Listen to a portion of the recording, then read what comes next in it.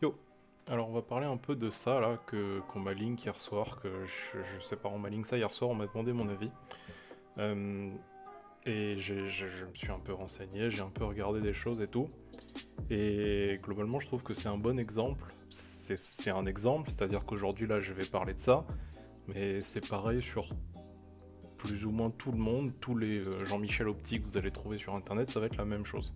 Je vais prendre cet exemple-là, c'est un exemple, c'est pas personnel, le monsieur il est sans doute très sympa, mais ce qu'il a dit dans son truc là, c'est n'importe quoi, quasiment de A à Z. Donc on va y aller point par point et je vais essayer un peu d'expliquer pourquoi, comment, etc., etc. Alors avant de me lancer dans le tweet longueur, je vais lire vite fait les réponses là. Là, je vois un gars qui dit qu'il a 14 mégas de débit, que la nuit il a pas de problème de ping et que la journée il a 300-400 de ping. Et la réponse c'est réglage de ta carte réseau et gestion de ton interface de ton routeur complexe mais pas impossible. Alors, c'est faux. Peut-être. Peut-être que gérer l'interface de sa box va lui permettre de mettre de la priorité sur son PC, il va le faire moins laguer la journée. Peut-être pas. Peut-être que s'il a 500 de ping la journée, ça veut dire que son daron il est en train de télécharger un porn, et que c'est juste pour ça qu'il peut plus jouer. C'est impossible de répondre de façon sûre à une question comme ça sans avoir plus de paramètres, C'est impossible de répondre de façon certaine. Et le fait qu'ils répondent de façon aussi sûre que ça, complexe mais pas impossible, bon, voilà. Ensuite, le profil vient de deviner pourquoi la version 425. Alors la version 425, ce serait le meilleur package de contrôle graphique pour ce jeu à titre personnel. Tu peux dire driver, c'est pas la peine de dire package de contrôle graphique. Les pilotes trop récents intègrent de nouvelles fonctionnalités supplémentaires, donc plus de latence télémétrique. Alors, latence télémétrique, ça veut rien dire. Ça veut rien dire du tout, c'est pas des mots qui existent ni en langue française ni en langue anglaise. La télémétrie, qu'est-ce que c'est? La télémétrie, c'est quand un logiciel, ou n'importe quoi, un logiciel, envoie des données sur ce que vous faites à la compagnie qui a créé le logiciel. Ça existe partout. C'est-à-dire que Windows le fait, Nvidia le fait, AMD le fait, Google le fait avec votre téléphone, Apple le fait avec votre téléphone, votre Google Home le fait, l'application que vous avez sur votre téléphone pour regarder des vidéos, YouTube le fait, bon c'est Google encore, voilà. Dailymotion le fait, j'en sais rien. Si vous avez un thermomètre connecté, il le fait, tout le fait. Okay, la télémétrie c'est tout, y compris Nvidia effectivement. Et il y a effectivement de la télémétrie dans les drivers Nvidia qui se désactivent, sauf que avec ou sans télémétrie, ça change pas la latence. La latence télémétrique, ça ne veut rien dire, ça n'existe pas. Bon. Alors, utiliser des mots... Honnêtement, moi, quand je lis ça, j'ai l'impression que c'est utiliser des mots compliqués inventés pour avoir l'air intelligent. Je sais pas quoi en penser. Peut-être qu'il pensait vouloir dire un truc et que je sais pas. Peut-être qu'il voulait dire un truc. Voilà. Donc ensuite, le tweet longueur. Je vais commencer par ça. Du coup, je vais tout faire ligne par ligne. Réglage du fichier dans sa globalité, machin, config. Alors, j'ai commencé par aller là-dedans, là, pour voir ce qu'il y avait. Allez. Bref. Là, alors il y a plein de fichiers, effectivement. Il y a des engines, des machins. Je pense pas que ce soit ça dont il parle. Je pense qu'il s'est trompé. Je suis pas sûr. Hein. Si ça se trouve, il y a un autre truc là-dedans. Et dans ce cas-là, je sais pas de quoi il parle, donc je peux pas juger. Mais je pense que c'est plutôt le config qui est dans AppData. Et qui est lui. Qui présente effectivement des petits réglages là, genre les show grasses, les show FPS, les machins, que vous pouvez changer. Alors sachant que la majorité de tout ce qui est là est disponible dans les options du jeu, parce que c'est le fichier de config du jeu. Il y a effectivement un ou deux trucs qui sont pas disponibles, genre le show grass, il n'est pas disponible dans les fichiers du jeu. Si vous voulez le mettre en false ici, vous pouvez faire ça, vous allez gagner peut-être 2 FPS. Bon. Ok. Ensuite, globalement, tout est disponible dans le jeu. Et quant à savoir ce que c'est assez clair au niveau des noms. C'est-à-dire que là, par exemple, ça va être ma résolution. Là, c'est la résolution dynamique. Là, c'est la V5. Ça s'active, ça se désactive. True, false. Bon. Bon. Ok, soit. Soit. D'accord. On touche les fichiers de config du jeu. Ça va peut-être faire gagner 10 FPS. Voilà. réglage et ajustement des paramètres graphiques. D'accord, hein, je veux dire, le coup de maître, régler les paramètres graphiques du jeu, je trouve pas ça révolutionnaire. Bon.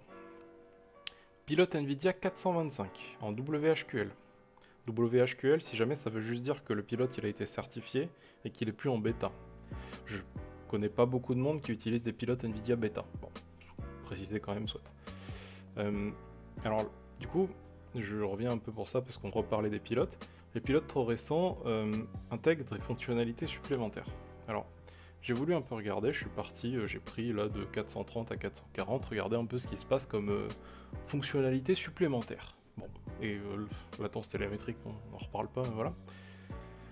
Alors, la version 430 ajoute des profils pour Rage 2, World War Z. Ok, bon. Quake 2, d'accord. On rajoute des moniteurs compatibles G5, ok. The Division 2, Strange Brigade, Metro Exodus, bon, d'accord. Les nouvelles cartes graphiques qui venaient de sortir à l'époque, là. Tout ça date de fin 2019, les nouvelles super, d'accord. Wolfenstein, Madden, bon, une nouvelle carte graphique et des nouveaux moniteurs, bon, d'accord. Des profils Apex Legends, Battlefield, Forza, Strange Brigade, World War Z.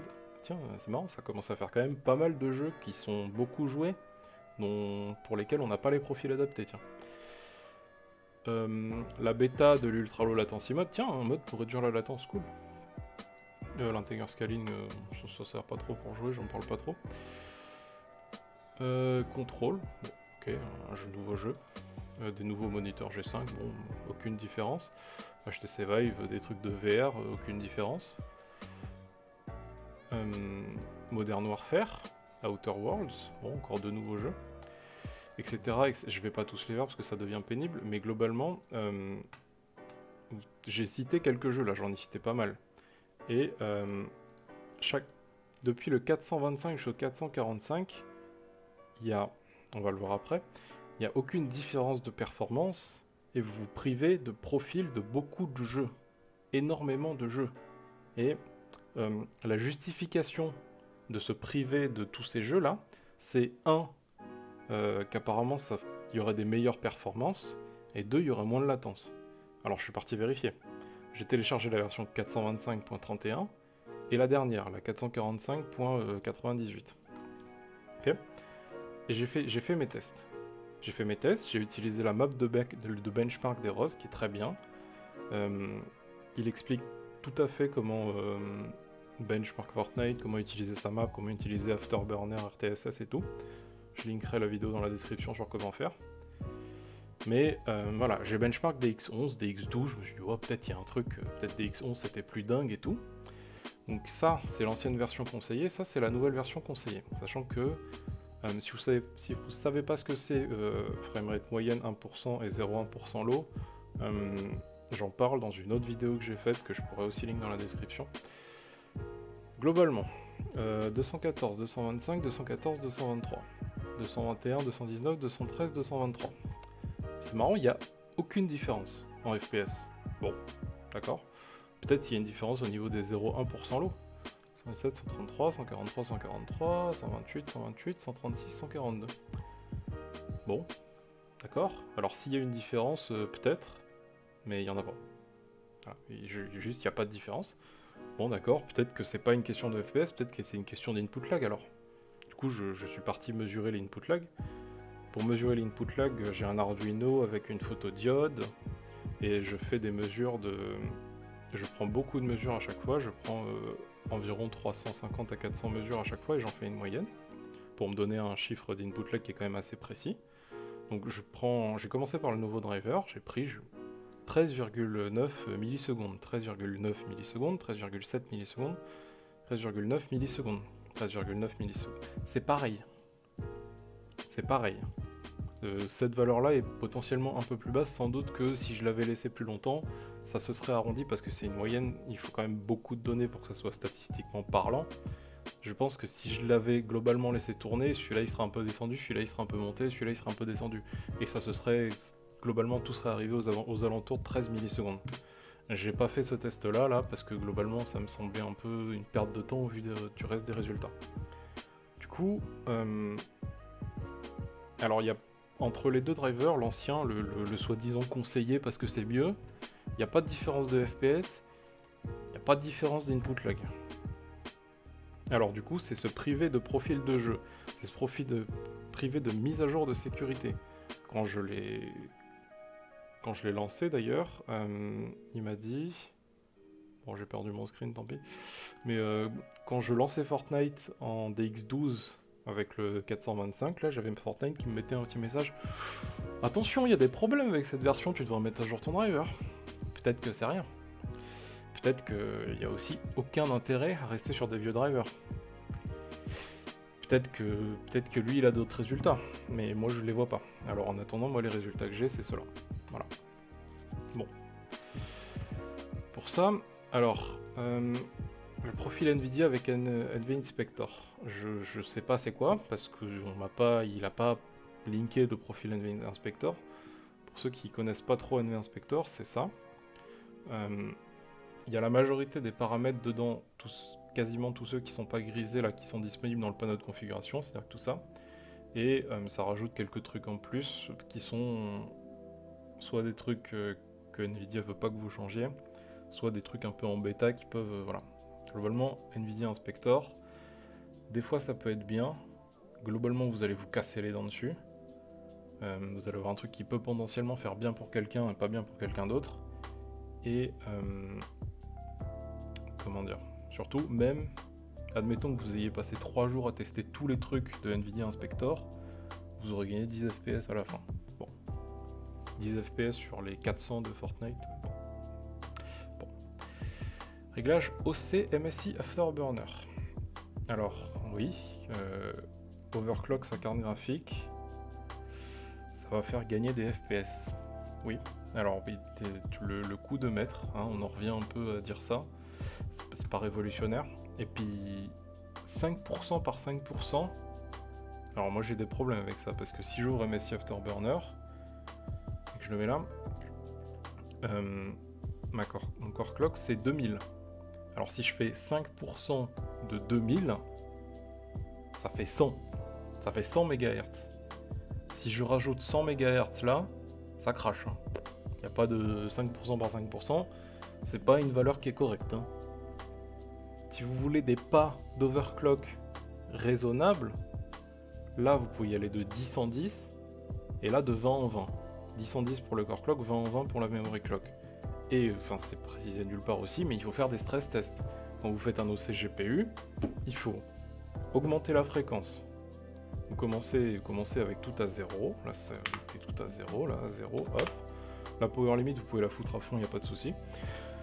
Là vous commencez, vous mettez plus 10. Ensuite vous allez faire un test, vous allez faire un benchmark, vous allez lancer 3D Mark Time Spy, vous allez lancer Unigen Heaven, j'en sais rien. Vous allez faire votre test, ça crache pas, ok cool. Je rajoute 20. Super. Je refais mon test. Ça crache pas. Allez, je rajoute 20. Etc. etc. Ensuite, ça crache. Admettons que je suis arrivé à, je sais pas, 80. Ça crache. Ok. J'enlève 10. Je mets 70. Je reteste. Ça crache pas. Ok. Je laisse 70. Une fois que j'ai laissé 70, je retire 70. Je mets 0. Je passe à la memory clock.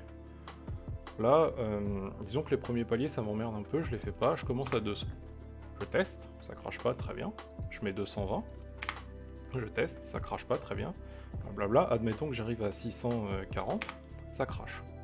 Ok, je redescends d'un cran, je me mets à 620. Je teste, ça crache pas, très bien. Ensuite, je teste les deux ensemble, 70, 620, je les teste. Est-ce que ça crache? Oui. Ok. Je tente d'enlever un cran des deux. Hop, 620, 600. Je reteste, ça crache? Non. Cool. J'ai peut-être trouver un OC qui est stable sur mes benchmarks. C'est pas parce qu'un OC est stable sur 2 benchmarks qu'il est stable sur tout. Alors, à partir de ce moment-là, vous avez deux choix. Soit vous prenez large, vous n'avez pas trop envie de vous faire chier, vous enlevez encore un cran, pas de souci, là j'enlève même 50, 550 du coup. J'enlève là, comme ça je suis sûr, je suis tranquille, pas de souci. Soit vous laissez comme c'était avant, et ensuite vous allez jouer à vos jeux, et puis si vos jeux ils crachent, et ben vous descendez d'un cran. Voilà. Mais en aucun moment l'OCCG ça peut se réduire à je préconise 5% par 5%. Et j'insiste un peu là-dessus parce que même si lui sans doute il le sait, Les gens qui vont lire le tweet, ils le savent peut-être pas. Et ils vont lire, je préconise 5% par 5%, et puis ils vont faire un peu des trucs au hasard. Réglage de CPU dans votre BIOS. Là c'est pareil, enfin, c'est pas toujours pas inventer l'eau chaude quoi. Hein. Oui, régler les CPU dans votre BIOS, ça va changer des choses. Changer des choses au hasard, ça marchera pas. Si vous voulez un truc qui est pas mal fait pour le BIOS Intel uniquement, il y a la vidéo de Capette, celle-là, qui est récente, qui est pas mal. Vous n'avez peut-être même pas besoin de regarder la vidéo, vous avez surtout besoin de lire la doc. Là, tout ça, là, ça il faut lire. C'est écrit, il y a des codes couleurs, texte en rouge, overclocking, pas bien, texte en vert, bien. Vous pouvez lire un peu tout ce que ça fait, etc. etc. Elle est pas mal cette vidéo. Pour avoir lu la doc avant que la vidéo, elle est pas mal. Voilà. Ok. MSI mode, réglage du GPU en mode high, il n'y a pas de T à high d'ailleurs, bref. Plus votre carte réseau. Alors le MSI mode, c'est pas celui-là, c'est celui-là. Ça consiste à mettre votre carte graphique, là, de base c'est décoché sur une carte Nvidia, et à la cocher, à la mettre en high. Alors la cocher en mode MSI, pas de souci. Si vous avez un PC de moins de 5 ans, c'est bien, c'est cool. Ok. Alors, la priorité, le mettre en high, bon, honnêtement ça fait rien. Vous pouvez le mettre en undefined, medium, ça ne fait rien du tout. Bon, mais ça peut pas faire pire, alors soit, pourquoi pas. Par contre, mettre votre carte réseau en MSI, si elle y est déjà, vous touchez pas. Par contre, si elle y est pas, vous ne cochez pas. Si vous le cochez alors qu'elle y était pas, vous avez honnêtement une chance sur deux que le PC démarre plus et de devoir réinstaller Windows. Le MSI mode là, si vous faites une connerie là-dedans et que vous cochez un truc qui doit pas être coché, vous allez devoir réinstaller Windows. Forcément. Les cartes graphiques, généralement, ça va. Les cartes graphiques Nvidia, elles sont vachement compatibles depuis pas mal de générations maintenant.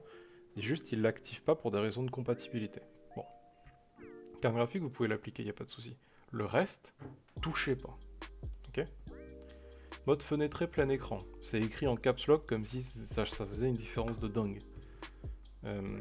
Alors, borderless c'est fenêtré plein écran, voilà. Et full screen c'est plein écran, et fenêtré j'ai pas testé parce que c'est complètement con. Il n'y a pas de... là il y a 10 FPS de différence entre les deux. Globalement, à mon avis c'est marge d'erreur. À mon avis c'est marge d'erreur, et à mon avis ce qui s'est passé... je sais pas ce qui s'est passé, globalement c'est marge d'erreur, mais enfin, je veux dire, si on faisait comme si c'était pas marge d'erreur, bah, il y a plus de FPS en full screen qu'en borderless, et de façon générale, pas forcément sur Fortnite, parce que sur Fortnite, globalement c'est la même chose, de façon générale, vous aurez plus de FPS et un meilleur frame pacing sur les jeux en full screen qu'en borderless, toujours.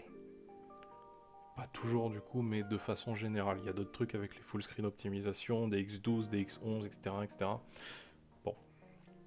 Pas trop faire de généralité, mais sur Fortnite, ça ne change rien. Donc le caps lock, j'ai un peu de mal à voir son intérêt.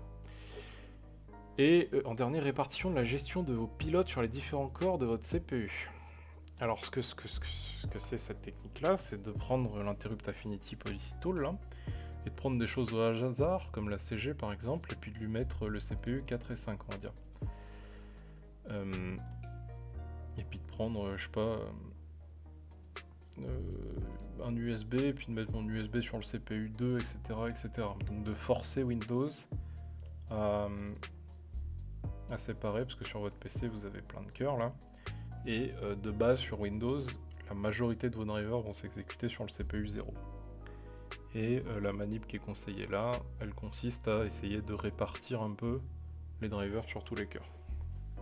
Sauf que c'est bien de répartir les drivers sur tous les cœurs, c'est très bien pour faire des screens de latency mode en idle. Alors là c'est le top du top. Par contre, en situation de jeu réel, c'est-à-dire que dans la vraie vie quoi, admettons que moi je lance CSGO, et CSGO il va mettre à 100% mon cœur 0, 2, 4 et 6. Et puis moi j'ai mis ma carte graphique sur mon CPU 4 et 5. C'est-à-dire que maintenant j'ai mon CPU 4 qui est à 100%, Et j'ai Windows qui peut plus dire au driver vidéo d'aller utiliser un autre cœur qui n'est pas utilisé, genre le 11, le 12, le machin. C'est-à-dire que j'ai forcé Windows à utiliser que ce cœur-là. C'est de la merde. C'est de la merde parce que Windows va intelligemment déplacer les drivers selon les cœurs, selon l'utilisation des cœurs, selon les machins, selon ce qui se passe. Il y a un scheduler, il est fait pour ça. C'est son travail de déplacer les process sur les cœurs selon ce qu'ils demandent, selon ce que c'est comme processus, selon leurs priorités, etc. Il le fait intelligemment. Évidemment qu'il le fait intelligemment. Et forcer Windows à mettre certains drivers sur certains cœurs, sur certains jeux, des fois ça fera une petite différence, admettons. C'est-à-dire que, par exemple, sur CSGO, si vous mettez votre carte graphique sur le processeur 4, vous allez gagner 10 FPS. Au lieu d'être à 350 sur un benchmark, vous serez à 360. Cool. Il n'y a pas d'effet négatif sur CSGO. Par contre, le jour où vous allez vouloir jouer à un autre jeu, je sais pas, demain vous allez lancer Division 2 avec vos potes, cool. Sauf que marrant, Division 2 il utilise beaucoup plus de CPU que CSGO. Et bah là, votre Windows il pourra plus mettre sa carte graphique sur un autre cœur qui n'est pas utilisé. Et puis bah, vous allez vous faire baiser. Tout ça pourquoi? Bah pour rien. C'est ça le problème de toutes ces optis à la con, c'est que ça là, vous risquez des problèmes. Vous risquez des problèmes sur énormément de choses pour un gain qui est nul. C'est-à-dire que dans le meilleur des cas, ça vous fait gagner 5 FPS. Et dans l'écrasante majorité des cas, bah, ça fait pire. Voilà. Ah, j'ai oublié ça aussi. Ah ouais, j'ai complètement sauté le TCP optique. En plus, c'est bien, c'est un des plus intéressants. Alors, il faut bien comprendre déjà la différence entre les protocoles de communication sur Internet. Il y a le TCP et l'UDP. Le TCP, c'est celui qui est utilisé le plus couramment. C'est-à-dire que quand vous allez utiliser Internet et tout, c'est en TCP. Alors le TCP, ça a des avantages, c'est qu'il y a de l'erreur connexion, il y a de la vérification de paquets, il y a plein de trucs, c'est très chouette le TCP, mais c'est pas très rapide. L'UDP, par contre, alors ça a des petits problèmes, il n'y a aucune... Oh mais c'est super ce site qui fait du bruit. Hop. Donc l'UDP, pardon, je disais, il n'y a aucune vérification de paquets, il n'y a pas d'erreur correction, enfin il y a un tout petit peu d'erreur correction, il n'y a rien. Les paquets, même, quand vous envoyez des paquets en UDP, ils peuvent arriver dans un ordre différent dans lequel, de l'ordre dans lequel il a été envoyé. Enfin bref, TCP c'est chouette, c'est lent. L'UDP c'est bizarre, mais c'est très rapide.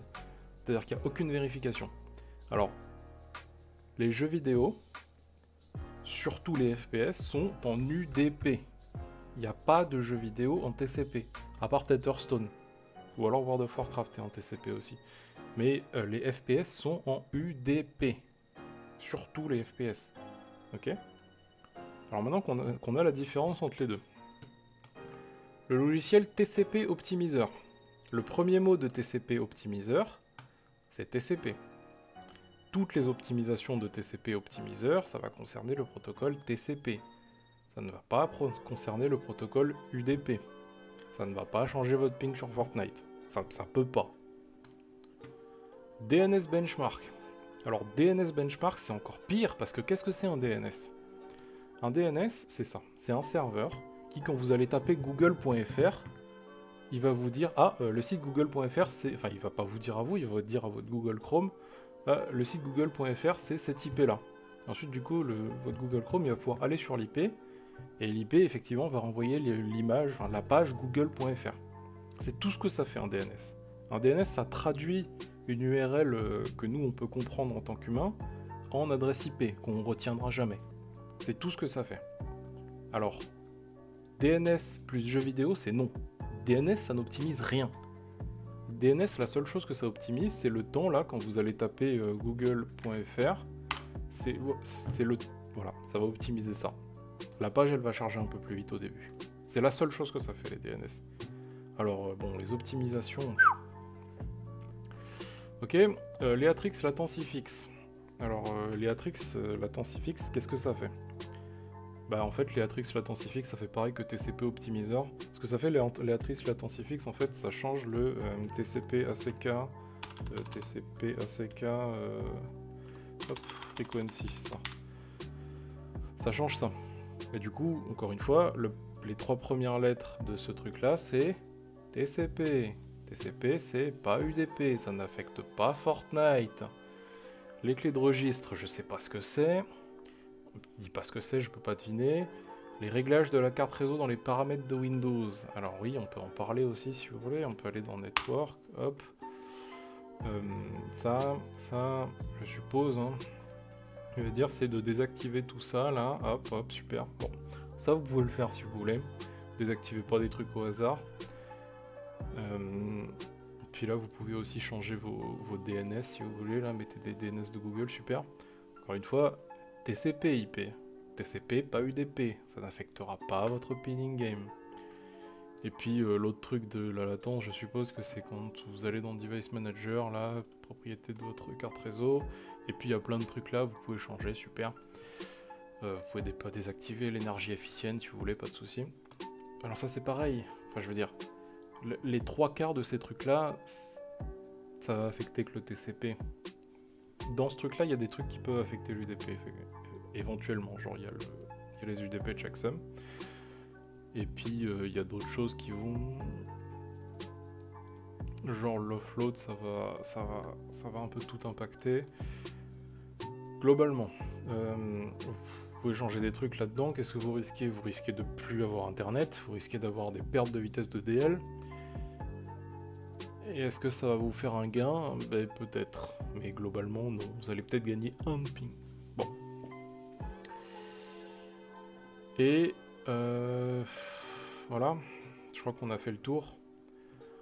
J'ai testé tous ces réglages de 21h jusqu'à 4h, full arène solo, 0 perte, bah d'accord, 0 crash, oui bah je veux dire le jeu qui crache pas, je sais pas si on peut vraiment compter ça comme une optimisation quoi, c'est juste être un PC normal.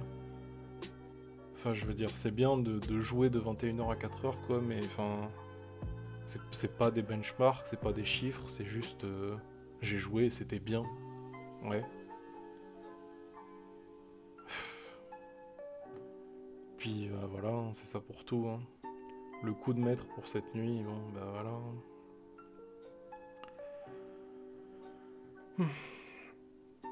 Et puis bon, quand même, je redis une dernière fois, j'ai pris cette personne-là parce qu'on m'a link ça hier et que bah, tout est faux, à part 2 trucs. Mais c'est pareil pour tout le monde, c'est pareil pour tous les Jean-Michel Optique que vous allez voir.